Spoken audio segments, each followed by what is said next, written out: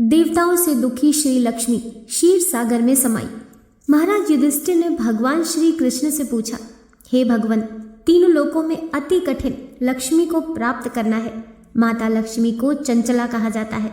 व्रत, होम, तप, जप, नमस्कार आदि किस कर्म के करने से मनुष्य स्थिर लक्ष्मी प्राप्त कर सकता है?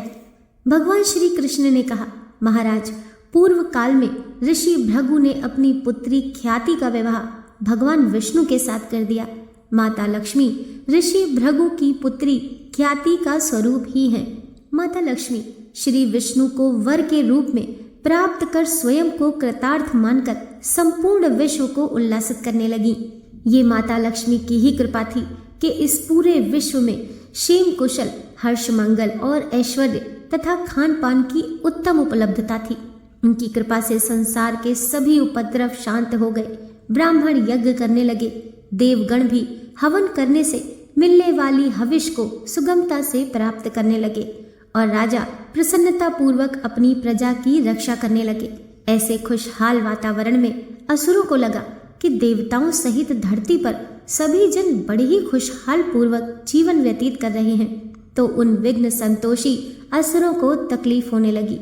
जब असुरों ने पता किया तो उन्हें पता चला कि तीनों लोकों में हर प्रकार के सुख, संतोष, समृद्धि और सुख शांति का कारण एकमात्र माता लक्ष्मी है। देवताओं ने सभी समस्याओं का हल माता लक्ष्मी को प्राप्त करके ढूंढ लिया है।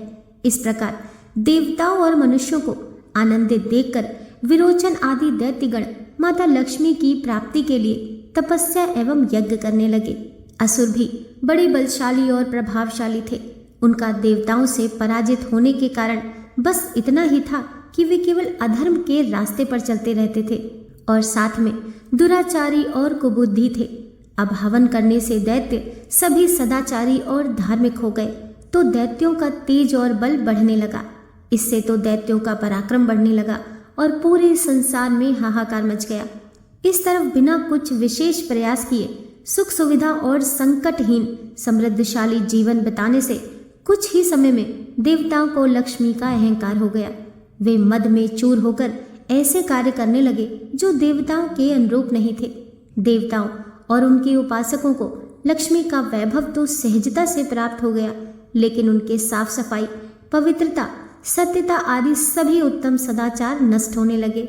इसी बीच एक दिन ऋषि दुर्वासा देवराज इंद्र को मिलने स्वर्ग लोक की ओर चले जा रहे थे। वैभव के घमंड में चूर इंद्र अपने ही अभिमान में मग्न थे।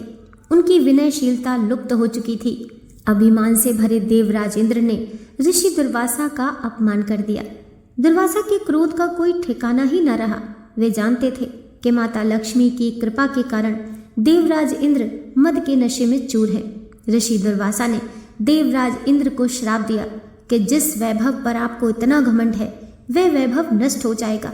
ऋषि दुर्वासा के श्राप से देवताओं के पास सत्य, आदिशील तथा पवित्रता से रहित होने के बाद भी जो लक्ष्मी अभी तक किसी तरह टिकी हुई थी वह अचानक ही लुप्त हो गई। अब लक्ष्मी असुरों के पास चली गई थी और देवगण श्री विहीन हो गए। लक्ष्मी के बिना इस पूरे संसार में सब कुछ बंजर हो गया। सारा वैभव, सुख सुविधा, कारोबार, शुभ लाभ अब समाप्त हो गया। सब जगह अकाल पड़ गया। इस घटना से देवतागण तो बहुत ही तकलीफ में आ गए, क्योंकि उन्हें बिना प्रयत्न के सुख सुविधा भोगने की आदत जो पड़ गई थी। इधर पृथ्वी लोक पर भी अभाव के चलते हवन पूजन और दूसरे धार्मिक कार्यों में अभाव झलकने लगा। असुरों को लक्ष्मी क्या मिल गई, वे भी उनकी प्राप्ति में मद हो गए। दैत्यगण आपस में एक दूसरे से कहने लगे, मैं ही देवता हूँ, मैं ही यज्ञ हूँ, मैं ही ब्राह्मण हूँ, संपूर्ण जगत मेरा ही स्वरूप है। ब्रह्मा, विष्णु, इंद्र, चंद्र आदि सब मैं ही हूँ। जब माता लक्ष्मी ने देखा कि असुरों ने तो देवताओं को भी अहंकार के मामले में पीछे छोड़ दिया है, और यही नहीं, इस प्रकार अतिशय अहंकार में डूबकर दैत्य अनैतिक काम करने लगे हैं, तब दैत्यों की भी यह दशा देखकर व्याकुल हो वे भृगु कन्या भगवती श्री लक्ष्मी क्षीर सागर में समा गई। जैसे ही माता लक्ष्मी ने क्षीर सागर में प्रवेश किया कि तीनों लोग श्री विहीन होकर निस्तेज हो गए। तब देवराज इंद्र ने अपने गुरु बृहस्पति से पूछा, हे महात्मा, कोई ऐसा व्रत बताएं जिसका अनुष्ठान करने से माता लक्ष्मी को फिर से प्रसन्न किया जा सके। लक्ष्मी जी एक बार प्रसन्न हो जाएं तो फिर हम उनको पुनः स्थिर भाव से रहने की प्रार्थना कर सकते हैं। तब देवगुरु बृहस्पति ने कहा, देवेंद्र, मैं इस संबंध में आपको अत्यंत गोपनीय श्री पंचमी का व्रत विधान बताता हूँ। इस व्रत के करने से आपकी इच्छा अवश्य पूर्ण होगी, देवी लक्ष्मी प्रसन्न होंगी। जो प्राणी विधि विधान से श्री पंचमी का व्रत करता है वह अपने 21 कुलों के साथ लक्ष्मी लोक में निवास करता है। जो सौभाग्यवती स्त्री इस व्रत को करती है वह सौभाग्य रूप संतान और धन धान्य से संपन्न हो जाती है तथा पति को अत्यंत प्रिय होती है। ऐसा कहकर गुरुदेव बृहस्पति ने देवराज इंद्र को श्री पंचमी व्रत की विधि पूरे विधि विधान से समझाई। देवराज इंद्र ने भी श्री पंचमी व्रत देवगुरु बृहस्पति के कहे अनुसार पूरे विधि विधान का विधिवत आचरण करते हुए पूर्ण किया। इंद्र को व्रत करते देखकर सभी देवता, दैत्य, दानव, गंधर्व, यक्ष, राक्षस, सिद्ध, विद्याधर, नाग, ब्राह्मण, ऋषिगण तथा राजागण तो क्या सामान्य जन भी ये व्रत करने लगे। कुछ समय पश्चात व्रत समाप्त कर देवराज इंद्र ने जब एक बार फिर गुरु बृहस्पति से पूछा कि माता लक्ष्मी का व्रत मैंने पूर्ण विधि विधान से किया है, लक्ष्मी माँ अवश्य प्रसन्न होंगी क्योंकि हमें उत्तम बल और तेज की प्राप्ति का अनुभव हो रहा है। अब हमें आगे क्या करना होगा? तब गुरु बृहस्पति ने कहा, आप सब भगवान श्री विष्णु के पास जाएं। लक्ष्मी जी क्षीर सागर में विघटित हो गई हैं। अतः सब भगवान विष्णु के पास पहुंचे तो उन्होंने कहा कि माता लक्ष्मी की विघटित हो जाने की दशा में उनको फिर से प्राप्त करने का मात्र एक ही उपाय है, क्षीर सागर का मंथन। परंतु इस कार्य में दैत्यों को भी साथ लेना होगा। अतः देवताओं और दैत्यगण सबका विचार बना कि समुद्र को मथ कर माता लक्ष्मी को पुनः प्राप्त करना चाहिए। दैत्य भी लक्ष्मी के जाने से बहुत दुखी थे। वह भी इस बात पर सहमत हो गए। सभी की सहमति से देवताओं और असुरों ने मद्रांचल पर्वत को मथानी और वासुकी नाग को रस्सी बनाकर क्षीर सागर में मंथन करना शुरू किया।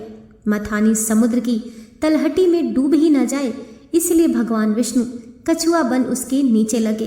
देवताओं ने वासुकी की पूंछ पकड़ी और दैत्य ने मुंह। अब देवता और असुर मिलकर क्षीर सागर में समुद्र मंथन करने लगे। वर्षों के मंथन के उपरांत कामधेनु गाय, शीतल करने वाले अति उज्ज्वल चंद्रमा आदि प्रकट हुए। फिर देवी लक्ष्मी का प्रादुर्भाव हुआ। लक्ष्मी की कृपा कटाक्ष को पकड़ सभी देवता और दैत्य परम आनंदित हो गए। भगवती लक्ष्मी ने श्री विष्णु का वरण किया। इंद्र ने राजस्व भाव से व्रत किया था, इसीलिए उन्होंने त्रिभुवन का राज्य प्राप्त किया। दैत्य ने तामस भाव से व्रत किया था, इसलिए ऐश्वर्य पाकर भी वे ऐश्वर्य विहीन हो गए। महाराज, इस प्रकार इस व्रत के प्रभाव से श्रीहीन संपूर्ण जगत फिर से श्री युक्त हो गया। इस तरह भगवान श्री कृष्ण ने धर्मराज युधिष्ठिर को माता लक्ष्मी की कृपा प्राप्ति का उत्तम व्रत विधान कहकर उन्हें कृतार्थ किया। दोस्तों, वीडियो पसंद आई हो तो लाइक कीजिए, चैनल को सब्सक्राइब कीजिए। मिलते हैं नेक्स्ट वीडियो के साथ।